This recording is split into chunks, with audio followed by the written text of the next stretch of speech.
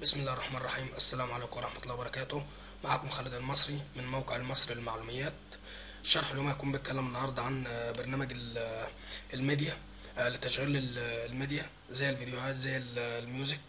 البرنامج له خاصية تانية جميلة جدا. تعالوا نستعرضها مع بعض. كل ما عليك الآن هتنزل أسفل الفيديو هتلاقيني حاطط لك رابط، هيوديك على صفحة على مركز الخليج، لكن أنا هاخد الرابط هاخده نسخ وأروح على المتصفح.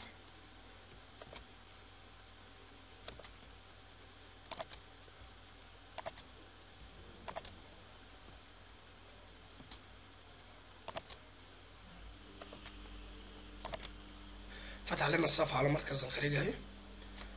لتحميل البرنامج. البرنامج حجمه مش معدي ال 49 ميجا، لكن انا ضغطه فانتج لنا هنا 14 ميجا بس. لتحميل البرنامج هتضغط هنا لتنزيل الملف، هتك بدء التحميل. البرنامج بيحمل معانا اهوت، لكن انا هفصل التحميل عشان محمله قبل كده.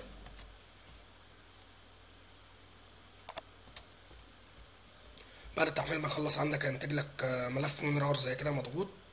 بعد ما تفك الضغط عليه كليك يمين واستخراجه هنا، هينتج لك فولدر بالشكل دوت كده. هنتك على الفولدر دبل كليك.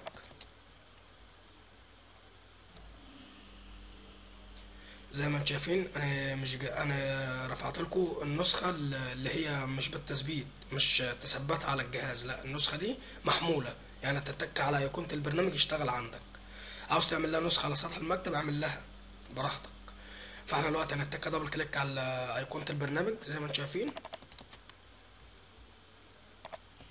البرنامج فتح معانا اهوت. طبعا دي القائمه الرئيسيه بتاعته. اول ما بيفتح لك بيكون جايب لك على ايقونه اليوتيوب هنا كده. طبعا الايقونه ديت فيها مثلا جميع النشاطات بتاعه الفيديوهات، زي مثلا اخبار، رياضه، ميوزك، فيديوهات، حاجات زي كده. عفوا يا جماعه. وفي برضو خاصيه جميله للبرنامج، تعالوا نستعرضها مع بعض. اول ايقونه فوق هنا كده ديت الميوزك. لو انت مثلا عاوز ترفع آية قرآنية مثلا أو أغنية تشغلها على البرنامج، كل ما عليك تتك على الكلمة دي كده هيجيب لك الأيقونة هنا كده، تتك عليها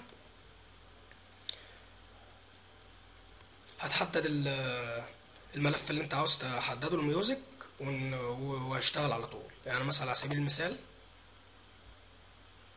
نحدد دي مثلا اهيت ونتك عليها.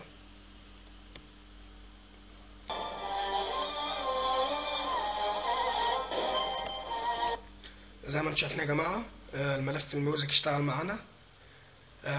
الايقونه التانية بتاعت الفيديوهات، لو انت مثلا رفعت من على البرنامج نفسه اللي هو على الانترنت، يعني مثلا نيجي هنا كده على اليوتيوب اهو، ماشي، نيجي هنا كده ونعمل كده.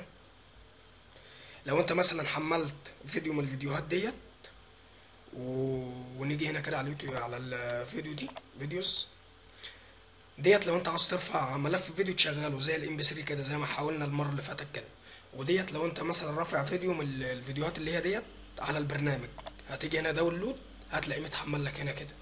لو انت محمل فيديو ولا حاجه، والبرنامج له برنامج تحميل خاص بيه هو، يعني مش هتروح لداونلود ولا الكلام دوت، لا داونلود مانجر ولا الكلام دوت، لا البرنامج انت ما هتحمل عليه له برنامج تحميل خاص بيه هو.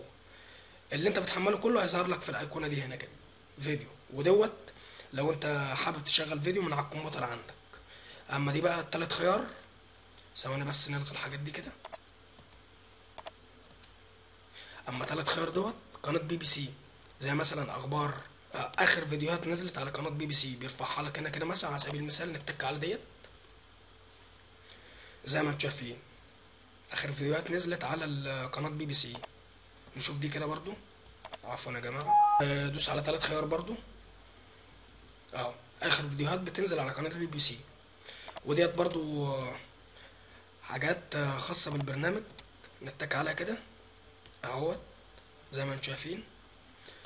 نشوف دي برضو رابع خيار. ديت برضو حاجه زي قنوات، حاجه زي كده، او اخر فيديوهات بتنزل ميوزك، حاجه زي كده. اللي يهمنا في البرنامج ده بقى خاصيه اليوتيوب ديت، لان كل شغلنا مثلا يعني مثلا انا قعدت على النت النهارده بخش على اخر فيديوهات على اليوتيوب.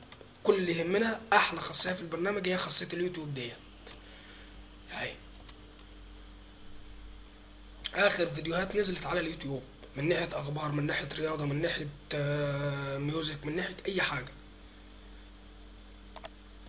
نزل تحت كده. دي بقى خاصه بالبرنامج، ديت خاصه بالبرنامج. نيجي مثلا عاوز الايقونه دي تبقى داخله شويه كده، نتك هنا اهوت، دخلت اهي، خشت لجوه.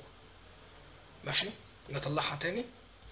وبرضو البرنامج في خاصية جميلة جدا غير اليوتيوب، برضو بيتيح لك ان انت تبحث على فيديو معين. يعني مثلا نيجي على كلمة سيرش ميوزك هنا كده، نتك عليه ونبحث مثلا على آية قرآنية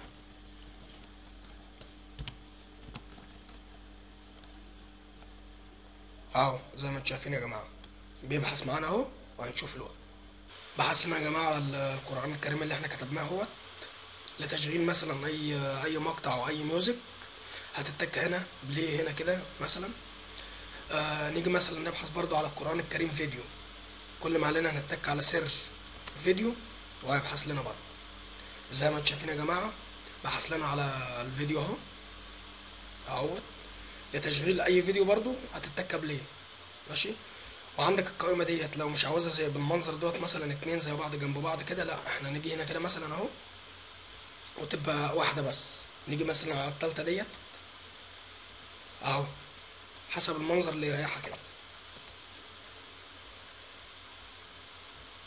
وطبعا يا جماعه بعد ما خلصنا خصائص البرنامج، وفي برضو غير ديت، غير انك ترفع ميوزك وغير انك ترفع فيديو، في مثلا انك تيجي هنا كده، تيجي هنا كده على السهم دوت اوبن فولدر، تيجي على اوبن فولدر ديت وتحدد الميوزك او الفيديو اللي انت عاوزه وتشغل على طول. ماشي يا جماعه. و... وبعد ما شرحنا خصائص البرنامج والبرنامج، في الاخير لا تنسوا تتابعوا الشروحات الماضيه من هنا ومن هنا. ولا تنسوا تعملوا سبسكرايب للفيديو من هنا، للقناة من هنا. ولا تنسوا تعملوا لايك على صفحتنا على الفيسبوك من هنا. ولا تنسوا تتابعونا على صفحات التواصل الاجتماعي، موقع المصدر المعلوميات، وعلى قناتي على اليوتيوب خالد المصري، وعلى صفحتي على الفيسبوك عيون التكنولوجيا، وعلى تويتر خالد المصري، وعلى جوجل بلس خالد المصري. وفي نهاية الشرح ألقاكم في شرح جديد إن شاء الله. والسلام عليكم ورحمة الله وبركاته.